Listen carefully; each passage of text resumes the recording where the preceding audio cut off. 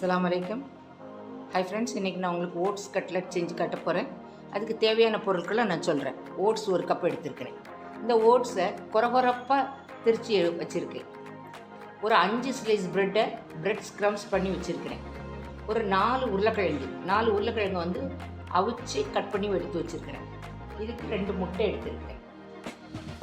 இப்போ பாருங்கள், இதுக்கு தேவையான 2 வெங்காயத்தை நல்லா ஃபைனாக சாப் பண்ணி வச்சுருக்கேன். 2 கேரட்டு அதையும் ஃபைனாக சாப் பண்ணி வச்சுருக்கேன்.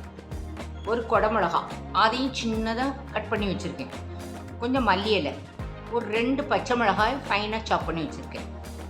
இதுக்கு இஞ்சி பூண்டு பேஸ்ட்டு 1 ஸ்பூனு, 1/2 ஸ்பூன் மஞ்சத்தூள், 1 ஸ்பூன் மிளகாத்தூள், 1/2 ஸ்பூன் கரம் மசாலா, 1 ஸ்பூன் உப்பு.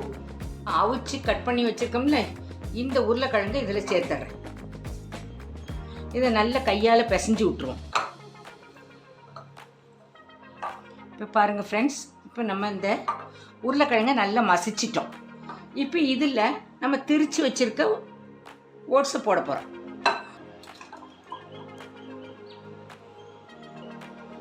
இப்போ நம்ம 1 by 1 இந்த வெஜிடபிள்ஸ் ஆட் பண்ணிடலாம். முதல்ல வெங்காயத்தை ஆட் பண்ணிடுவோம். கேரட், கிரீன் சில்லிஸ், பச்சை மிளகா,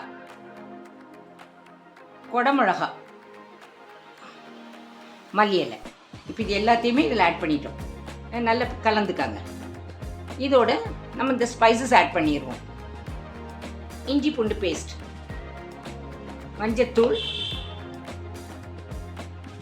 மிளகாத்தூள், கரம் மசாலா, உப்பு, இது எல்லாமே நம்ம ஆட் பண்ணிட்டோம். நல்லா கலந்து விட்டுக்கிடுவோம். எல்லா இடத்துலையும் படுற மாதிரி நல்லா கலந்துருங்க. இப்போ இந்த ஸ்டேஜில் நீங்கள் உப்பு செக் பண்ணிக்காங்க, தேவைப்பட்டால் சேர்த்துக்காங்க. இப்போ நம்ம இது ஓட்ஸில் தான் செஞ்சோங்கிறது தெரியணும்.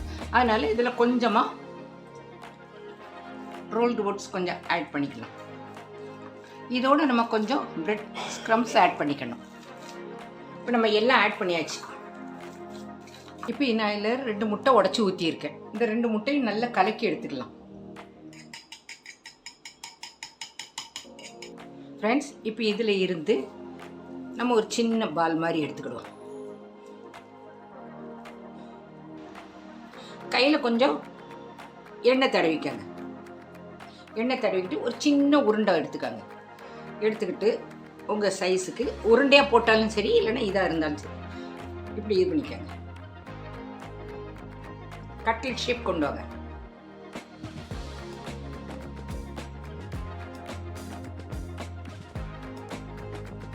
இப்போ இது வந்து நம்ம முட்டையில் டிப் பண்ணிக்கிறோம். இது பிரெட் ஸ்க்ரம்ஸ். இங்கே பாருங்கள், நம்ம பிசைஞ்சு வச்ச அந்த கட்லெட்டு மாவில் எல்லாத்துலேயும் முட்டையில் டிப் பண்ணி பிரெட் ஸ்க்ரம்ஸில் ட்ரிப் பண்ணி எடுத்து வச்சுருக்கேன். இப்போ இதை நம்ம ஒரு ஷாலோ ஃப்ரை பண்ண போகிறேன். இப்போ பாருங்கள், அடுப்பில் ஒரு பேன் வச்சுருக்கேன். இந்த பேன் காஞ்சிட்டு இதில் கொஞ்சமாக எண்ணெய் ஊற்றிக்கலாம்.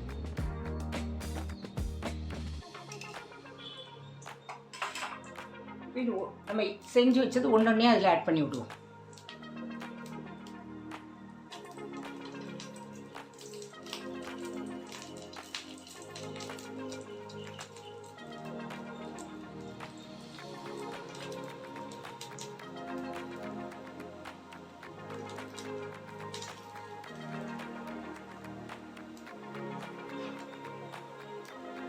இதையே நீங்கள் டீப் ஃப்ரையாகவும் பண்ணிக்கலாம். ஆனால் நான் ஹெல்த் கான்ஷியஸ்ங்கிறதுனால இன்றைக்கி நான் உங்களுக்கு ஷாலோ ஃப்ரை தான் பண்ணி காட்டுறேன்.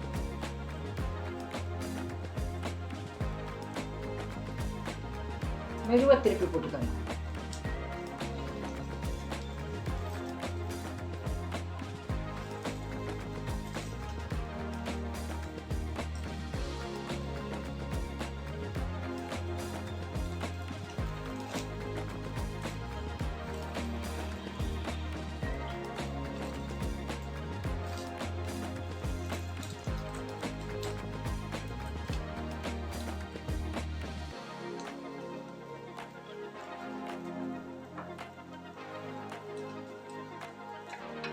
இதில் இன்னும் கொஞ்சம் ஒரு 1/2 ஸ்பூன் எண்ணெய் சேர்த்துக்காங்க.